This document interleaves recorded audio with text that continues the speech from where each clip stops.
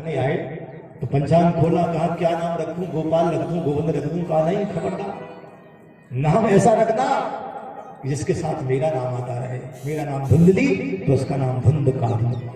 बताओ, अभी तो धुंधली मैंने धुंधई थी, अब तो अंधियारी रात्रि धुंधकारी। तो देखिए फल जो था वो गाय को खिलाया गया था परीक्षा के लिए। तो 3 महीने के बाद एक गाय ने एक पुत्र को जन्म दिया जो बड़ा सुंदर बेटा, जिसके कान गाय जैसे, सारा शरीर मनुष्य जैसा, और जिसका नाम गोकर्ण रखा गया।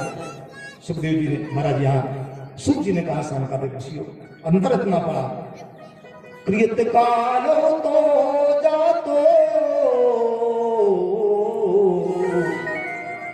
तरुणो तनियो गोकर्ण पंडितो ज्ञानी धुंध काली महाखल। ये कर्म करता है। गोकर्ण पंडितो ज्ञानी धुंध काली महाखल। गोकर्ण प्रकांड विद्वान हुए, धुंध काली महाखल हुआ। इतना बड़ा खल हुआ, 100 हस्तेन भोजन, जो मुर्दा को पिंड दिया जाता था वही खा लेता था, वैश्यागामी हो गया। एक दिन अपने पिता पंडित जी को पीटा, आत्मदेव को पीटा, मुझे धन ला। पंडित जी बेचारे रोते हुए अपने छोटे बेटा गोकर्ण के पास आए, भाई बेटा तुम्हारे बड़े भाई ने मुझे मारा है। बड़ा सुंदर ज्ञान का उपदेश किया है गोकर्ण ने। पिताजी क्यों रो रहे हो, जगत में कौन किसका है। बड़ा सुंदर, असारो खल संसार दुख रूपी विमोहिका,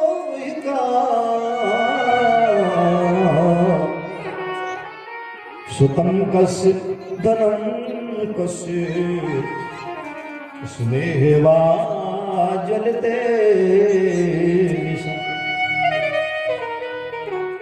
संसार में असार है कोई किसी, इसका नाम संसार। संसार का मतलब क्या होता है, संसर्ग देती, जो रोज हमसे खिसकता है वही तो संसार है। संसार अथवा तो सन का सार, पुत्र का सार, पुत्र नाती पंती, यही तो संसार है। महाराज यहाँ कोई सार नहीं, असार है।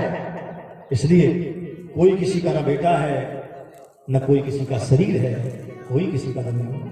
इसलिए सबको छोड़ करके, शरीर की आसक्ति छोड़ करके, और हमेशा हमेशा के लिए संत बन जाओ, वैराग लगो।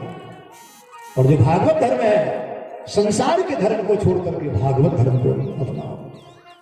धर्मं भज सततम त्यज लोक धर्मान, शिवस साधु पुरुष जय का कृष्ण। अन्यस्त दोष गुण चिंतन मास मोक्त्वा, सेवा कथा रसमहो निरुता केवलत्वम। धर्मम भजसत्तम, ये लौकिक धर्म छोड़ दो, संसार के धर्म को छोड़ दो। जो परम धर्म है, बांके बिहारी जिनसे प्रेम करो, जो भी करो भगवान के लिए करो, यही तो परम धर्म है।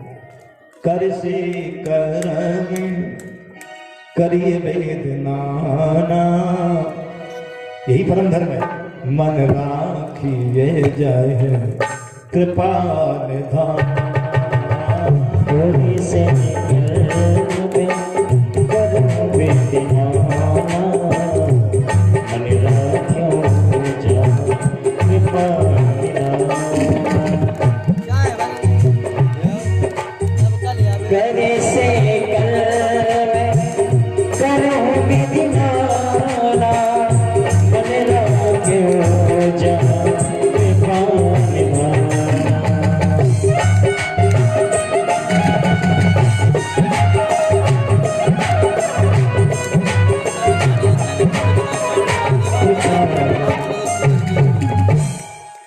से करम करी विद्वाना, मन राखी जय कृपा निधान।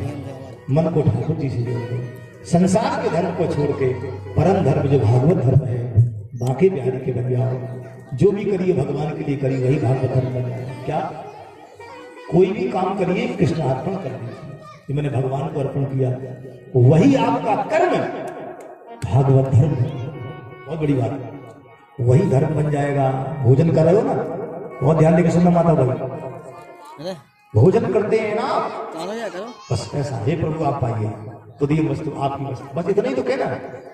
भगवान अगर पाने नहीं आते, अगर पाने आ जाए तो लोग भोग भी न लगाए, प्रेम से कहो केवल मन से तो कहना हे प्रभु तो दिए वस्तु आपकी वस्तु आप पाइए। इतना भी लोग नहीं कहते, भोजन आया एकदम बैठ गए, अरे इतनी देर हमने नहा लिया। और सही बात तो यह कि आजकल लोग नहाते ही खाने के लिए, सही बात है, भजन के लिए नहीं नहाते, खाने के लिए।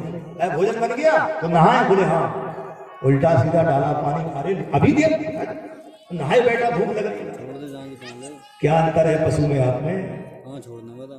भोजन के लिए नहीं स्नान किया जाता, भजन के लिए स्नान किया जाता, पूजा के लिए स्नान किया जाता। ठाकुर जी की पूजा करनी है जल्दी से, है ना?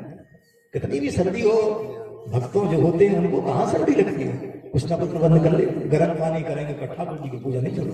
वो जो वैसे बोलो अरे मरे जा रहे महाराज बड़ी सर्दी दम निकली जाए। अरे भैया इतने आलसी मत बनो, जिसने शरीर आपको दिया है सब कुछ ठाकुर जी का दिया हुआ है, कुछ तो उसके लिए करो, कुछ ना करो तो कम से कम थोड़ा सा करो। बैठे बैठे जब थाली सामने आ जाए, हे प्रभु आपकी वस्तु है खाइए, तो जो भोजन वो आप करेंगे फिर वो भोजन नहीं आएगा, वो प्रसाद बन जाएगा और आपके जीवन का पाप हर लेगा। इसलिए पाप जाए इसके लिए भगवान का भोग लगा, आप मत कमाओ। ऐसा लिखा है कि जैसे आप भोजन आता है सीधा सीधा खाओगे तो पाप ही व्यक्ति खाता है, इसलिए भोग लगा के खाना चाहिए। तो महने वेदित भोजन करें, ऐसा भाव रखो, तुम्हें निवेदित भोजन। इसके बाद जानते हो भगवान की रजा में अपनी रजा में जाओ, काम बन जाएगा। एक संत हुए जिनका नाम था नामदेव। एक दिन किसी ने भैया बीड़ी पीने वाले ने नामदेव की झोपड़ी में आग लगाई, जल गई झोपड़ी। जल रही थी, नामदेव ने जाना दौड़ के आए, झोपड़ी जल रही है, तो जो झोपड़ी जल रही थी वो तो जल रही थी, सामान कुछ बाहर पड़ा था, बस उठा के लाए, दाल आटा जो भी होगा उसी में डालने लगे, सब सामान जलाने लगे। लोगों ने कहा भैया क्या कर रहे हो, जलाते क्यों? बोले ठाकुर जी की ऐसी मर्जी है, यही आज इच्छा ठाकुर जी की जलाने की, तो क्यों इसको बचाएं, इसको भी जला दे। जो भी सामान था सब जला दिया। हाँ बड़ा अच्छा हुआ, कोई चिंता नहीं, पेड़ के नीचे जाके बैठ गए। लेकिन चिंता तो उस जानकी नाथ को है, भगवान को है। तो जानते हो आज भगवान सीता जी के साथ राम जी आए, मजदूर बन के आए और पुनः से महाराज नामदेव भक्त की झोपड़ी तैयार की है, लीप पोत कर तैयार कर दी। तो नामदेव जी से कहा बाबा जी अब चलिए। क्यों? बोले घर का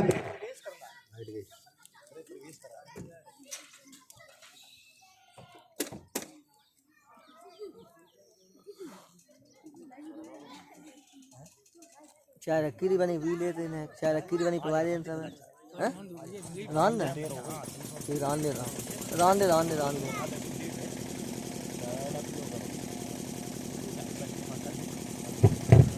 हाँ बोले वृंदावन बिहारी लाल जय हो। तो देखिए नामदेव ने सब सामान जला दिया, बोले प्रभु की इच्छा है। तो राम जी आए हैं सीता जी के साथ और उन्होंने झोपड़ी बनाई है और नामदेव जी से कहा चलिए आप घर का प्रवेश करें। जो राम जी के आशिक हो जाता है, भगवान के आशिक हो जाता है, भगवान उसकी लाज रखते। तो महाराज बड़ा सुंदर ज्ञान का उपदेश किया आज अपने पिता को गोकर्ण जी ने। तो गोकर्ण से कहा जाइए भागवत जी के दसम स्कंद का पाठ करिए। गंधमादन पर्वत पर गए हैं और भागवत जी के दसम स्कंद का पाठ करिए। इसके बाद एक बार अपनी मैया धुंधली को पीटा, धुंधकारी ने धुंधली कुएं में गिर के मर गई, कुएं में गिर के प्राण त्याग दिया। अब गोकर्ण रह गए। गोकर्ण का न कोई अपना विरोधी है न कोई मित्र है। बस कुछ समय के बाद 5 वेश्याओं का संग किया धुंधकारी ने। उन 5 वेश्याओं ने रस्सी से बांध करके धुंधकारी को मार दिया जलती हुई अग्नि के द्वारा। अग्नि से जल के मरने वाला, इसकी आवाज थोड़ी जला ज्यादा है, जनरेटर दूर रखना पड़ेगा। आज कल आए नहीं, कल यहाँ शाम तक आवाज यहाँ तक आ रही, कल हटा दें, थोड़ा आड़ कर दो बस, कोई दिक्कत नहीं। हाँ डिस्टर्ब होती है कथा कैसा लगा उसको दिक्कत, तुम्हें नहीं दिक्कत। बोले वृंदावन बिहारी लाल। तो धुंधकारी मरा तो प्रेत बन गया, बहुत ध्यान रखिए। वो प्रेत स्वयं भोजन नहीं कर सकता क्योंकि सुई के नोक के बराबर उसका मुंह होता है। महाराज गोकर्ण तीर्थ यात्रा के लिए निकल गए, सुना कि मेरा भाई मर गया, तो बहुत सा दान पुण्य किया। वो लौट करके घर में आए तो धुंधकाली प्रेत बन गया, कभी मैसा बनता कभी इंद्र बनता। गोकर्ण जी ने जल डाला उसके ऊपर, तो आज धुंधकाली के रूप में प्रकट हो गया। कहा भैया कौन है? तो उसने बताया कि मैं आपका भाई हूं, अहिम भ्राता तुरीयोस्मि धुंधकारी नाम का सुखीयेनेव दोषेण ब्रह्मस्तम नास्तमय। मैं आपका भाई हूं, मेरा नाम धुंधकारी है। अच्छा तुम प्रेत बन गए, क्यों? बोले मैंने बहुत पाप किया भैया, मुझे उद्धार करो, मेरा उद्धार करो। तो अपने भाई के उद्धार के लिए धुंधकारी ने सूर्य भगवान से पूछ करके कि मेरा भाई भटक गया है, क्या करना चाहिए? तो सूर्य भगवान ने कहा इसको भागवत कथा सुनाओ। तो साप्ताहिक भागवत कथा जब सुनाई गई तो बहुत ध्यान देकर सुनना। धुंधकाली आया क्योंकि पेट था, एक जगह बैठ नहीं सकता, तो एक बांस गड़ा था। बांस माना होता है वासना, इसमें 7 गांठ थी, तो सबसे नीचे वाली ग्रंथि में जाके बैठ गया। पहले दिन कथा सुनी, पहली गांठ से लग गई, दूसरे दिन दूसरी गांठ, तीसरे दिन तीसरी, और 7वें दिन 7 गांठें चढ़ गई और धुंधकाली भगवान का पार्षद बन गया। और पार्षद बन के धुंधकाली ने गोकर्ण को प्रणाम किया, भैया तुम्हारी भागवत धन्य है, जिसने मेरा उद्धार कर दिया। आकाश से विमान आया और विमान पर बैठ करके धुंधकाली भगवान के धाम को गया है। ये भागवत की कथा का। अब ये 7 गांठ क्या है जानते हो? बांस में ही क्यों बैठा? तो आज भी धुंधकाली को झंडा दिया जाता है काला। क्यों? काले का मतलब होता है कि धुंधकाली ने काला कर्म किया, पापी था। लेकिन भगवान की कथा सुनी जिसके प्रभाव से धुंधकाली भगवान के धाम का अधिकार। 7 गांठ का मतलब क्या है? अध्यात्म जरा देखो। 7 गांठ का मतलब होता है कि हमारे आपके जीवन में 7 ही गांठें हैं, 7 विकार, काम क्रोध लोभ मोह मद मत्सर ईर्ष्या दंभ इत्यादि, यही तो 7 विकार। एक एक करके जब तक व्यक्ति नहीं छोड़ेगा, जब तक इन 7 विकारों की गांठ को नहीं छोड़ेगा, तब तक आपके लिए विमान नहीं आएगा। यही कथा करता है। 7 विकार, जो 7 गांठ हैं इनको खोलो। लेकिन भैया कुछ भी प्रयास कर लो, एक भागवत तो क्या 1000 भागवत सुना दो, इतनी मजबूत गांठ लगाए कि ये खोलने वाला कोई छोड़ने वाला है? गांठ नहीं छूटेगी महाराज, चाहे कुछ करो। क्रोध नहीं छोड़ेंगे, काम नहीं छोड़ेंगे, लोभ नहीं छोड़ेंगे, तो भगवान ऐसे ही मिल जाए? नहीं मिलेगा। रोज एक विकार छोड़ो। पहले दिन क्रोध छोड़ो, मैं प्रण करता हूं कि क्रोध नहीं करूंगा, ऐसा संकल्प लो। दूसरे दिन लोभ छोड़ो, मोह छोड़ो, तो एक दिन आपके लिए भी विमान है। विमान क्या है? मान में भी लगी है। मान है, जब तक आप मान पर बैठे हैं तब तक आपके पास विमान नहीं आ सकता। और मान में भी लग गया तो विमान, मान गया तो विमान आ जाता। विमान पर बैठ करके भगवान के धाम को गया है।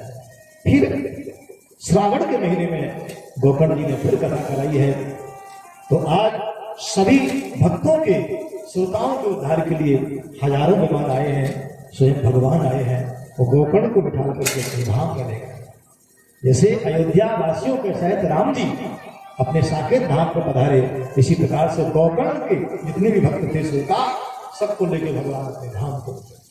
इस प्रकार से भागवत का प्रभाव है। इसी प्रकार से सुनिए, कल्याणकारी है। इसके बाद भागवत में एक श्लोक में, एक अध्याय में कथा सुनने का नियम बताया। कथा सुननी कैसे चाहिए? पहला नियम है भागवत का कि कथा का मुहूर्त देखा जाता है। अच्छे मुहूर्त में कथा छटवानी चाहिए, योग विद्वान के द्वारा, दोषी के द्वारा। और इसके बाद कथा कभी भी सुन सकते हैं। कथा का नियम ही होता है कि कथा सुनने से अधिक कथा सुनाने का फल होता है। समझ रहे मेरी बात? कथा का जितना प्रचार प्रसार किया जाए उतना ही आपको वो अधिक फल देता है। कथा दान से बढ़कर के कोई दान जगत में बताया नहीं गया। इसलिए तो गोपियों ने गाया, तो कथागतं तात जीवनम कविभिरीडितम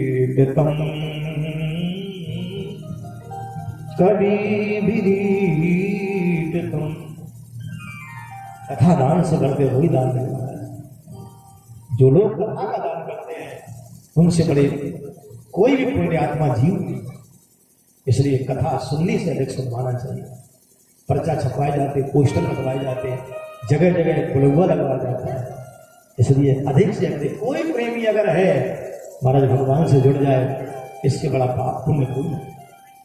इसके बाद जहां कथा होती है, तीर्थे वापि बने वापि गृहे वा श्रवणं मतिं विशाला वसुधा यत्रैकत्यं तत्कथास्तुलं। तीर्थ वापि कथा सबसे पहले नंबर का स्थान कौन होता है? तीर्थ क्षेत्र में कथा सुनो, पहली बात। दूसरी बात, बने वापी कोई तीर्थ स्थान हो वहां एक नंबर की कथा होती है। जैसे तीर्थ स्थान है बाबा साहब का स्थान, इससे बड़ा तो स्थान कोई हो ही नहीं सकता, है ना, सिद्ध स्थान है। तो यहाँ कथा सुनने का जो लाभ है वो लाभ दरवाजे पर कथा सुनने का नहीं मिलेगा। तीर्थ में कराओ, घर में कराओ, वन में कराओ, और तीसरे नंबर पर घर पर। और शर्तें होनी चाहिए कि विशाल जगह हो वहां कथा होनी चाहिए। जमीन को लीपना चाहिए, शुद्ध बनाना चाहिए, मंडप बनाना चाहिए, और व्यासपीठ बनाई जाती है, और वक्ता को चुना जाता है। ध्यान देना, सबसे कथा सुननी भी नहीं चाहिए। कथा जिससे सुननी चाहिए उसी से कथा सुननी चाहिए। भागवत में लिखा है, मेरी बात नहीं। कथा किससे सुनना चाहिए ये भागवत में एक श्लोक में आया। बहुत ध्यान देकर सुनना आपको, क्योंकि शायद आज के युग में ये बहुत बड़ा भ्रम है कि कथा कोई भी कहे, ऐसा नहीं है। कथा किससे सुनना चाहिए भागवत में एक श्लोक में व्यास जी ने लिखा। विरक्तो वैष्णवो विप्रैः, भागवत में लिखा, वेद शास्त्र शोधकृत। कथा का वक्ता कैसा होना? विरक्त ही विरक्त हो। विरक्त का मतलब हो जिसकी संसार में आसक्ति न हो, जो निरंतर भगवान के चिंतन में खोया रहता हो, जो भगवान का परम भक्त हो। विरक्त वैष्णव, जो वैष्णव हो, परम वैष्णव। और तीसरी बात, विप्रय, ब्राह्मण होना चाहिए। ब्राह्मणों से उपवासी। क्यों ब्राह्मण से कथा सुनते? कथा किसी की हो रही है, कथा तो कथा है, लेकिन जो ब्राह्मण के मुख से सुनी हुई कथा जो लाभ आपको देगी तो किसी और के मुख से नहीं। क्यों? इसलिए कि भगवान के शरीर से तीन चीजें निकली। बहुत ध्यान देकर सुनो, गाय, अग्नि और ब्राह्मण।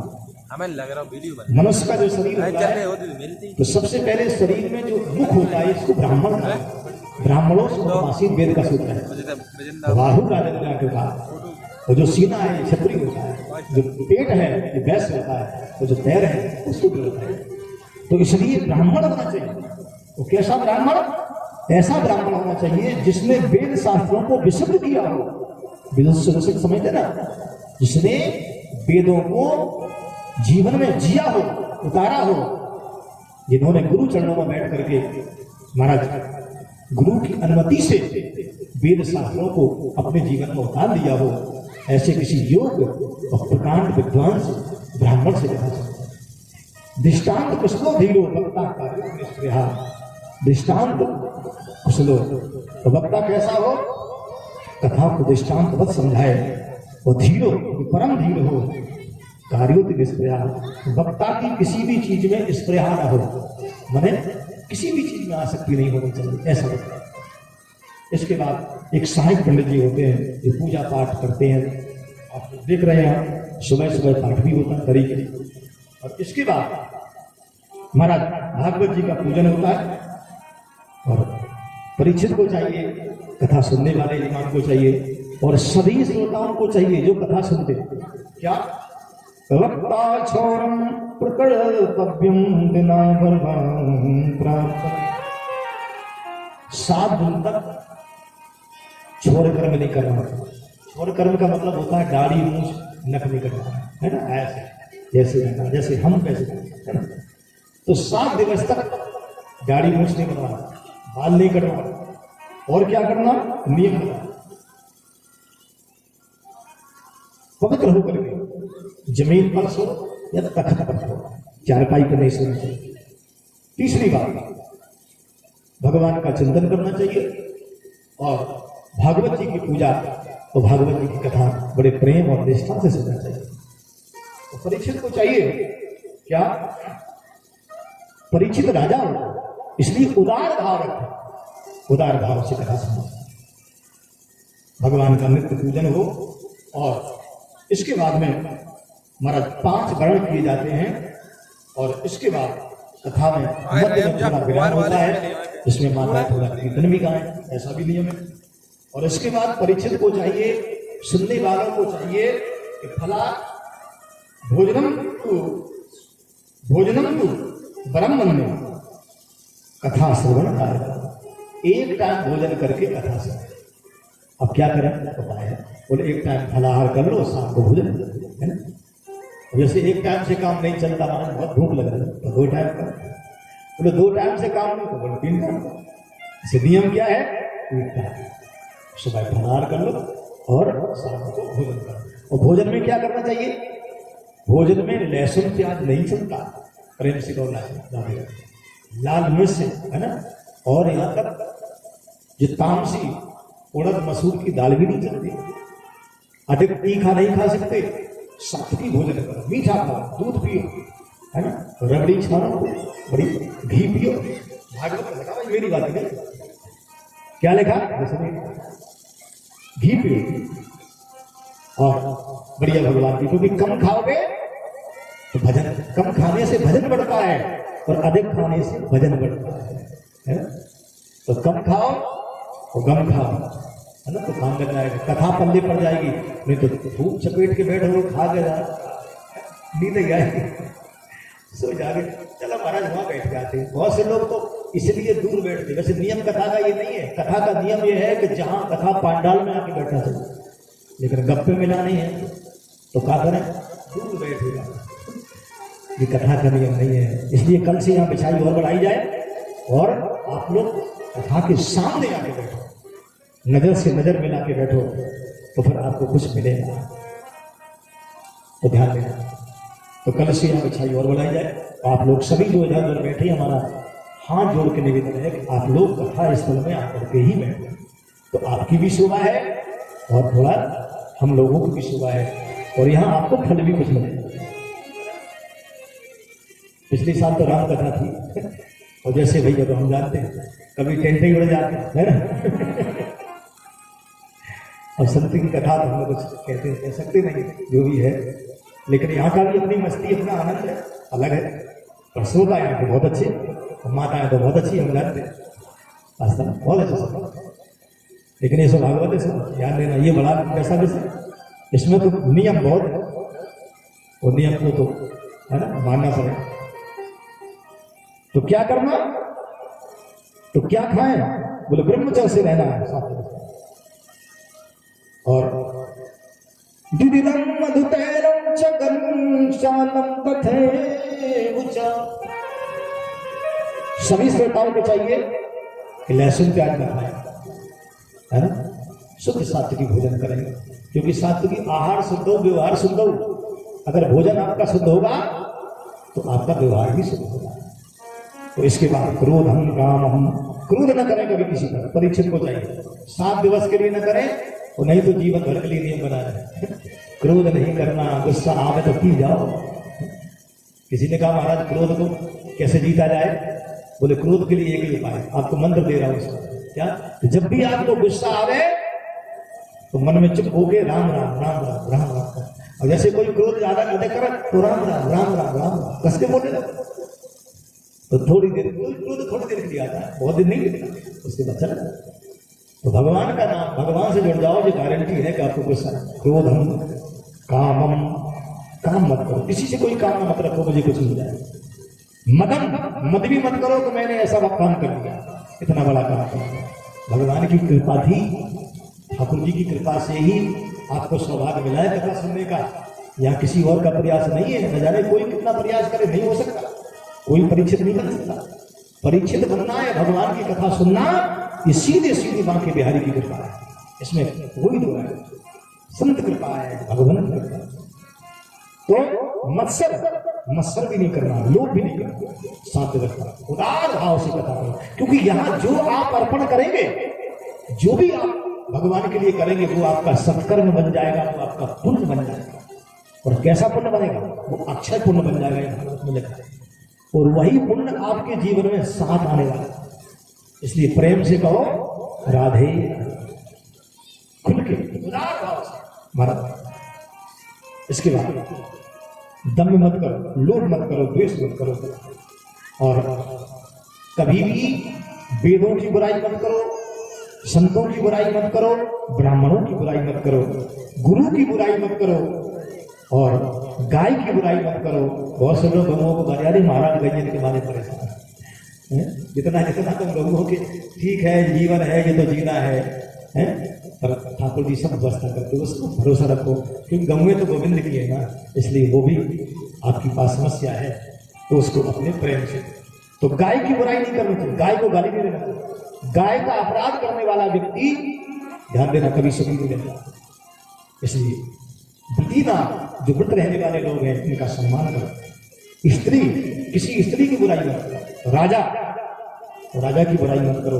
निंदा बर्देधा कथा प्रति, कथा सुनने वाले को कभी किसी की आलोचना बुराई नहीं कर। सत्य, सोच, दया, मौन, ये कथा सुनने के लिए हमें सत्य बोलो। कथा में 7 दिन कम से कम सत्य बोलो, और नहीं तो सारा जीवन का बदल। मौन होके कथा सुनो, पवित्र होके, दया भाव रख के कथा सुनो, और उदार मान संपत्तेन कुर्यात् कथावृत्ति, उदार भाव से कथा सुनो। फिर कथा में हवन होता है, हमारा भंडारा होता है। यहाँ तो लिखा है केवल 12 ब्राह्मणों को भोजन करा दो, आपकी भागवत पूरी। 12 ब्राह्मणों पश्चात मन्ये मधुपाय सही, मधुपाय। ब्राह्मणों को कैसा भोजन कराना चाहिए? मधुर भोजन, क्योंकि जो मधुर खाएगा तभी तो मधुर हो। पता, जब मिर्चा खाएगा तो मिर्चा की तरफ, इसलिए मधुर। इसके बाद में भंडारा होता है भागवत जी की। सुखदेव जी आए हैं, बड़ा सुंदर सुखदेव जी ने कहा है, निगम कल्प करो गलतम फलम सुख मुखाद मृत दिव्य संयोग पिबत भागवतम रसमान्यम रसका भुवि भाव। निगम माने वेदों के द्वारा, वेदों का सार है भागवत महापुराण, इसलिए इसको हमेशा सुनते। पका हुआ फल है ना, इसमें छिलका है, गुठली है, फल खाया जाता है, और ये फल ऐसा फल है इसको किया जाता है।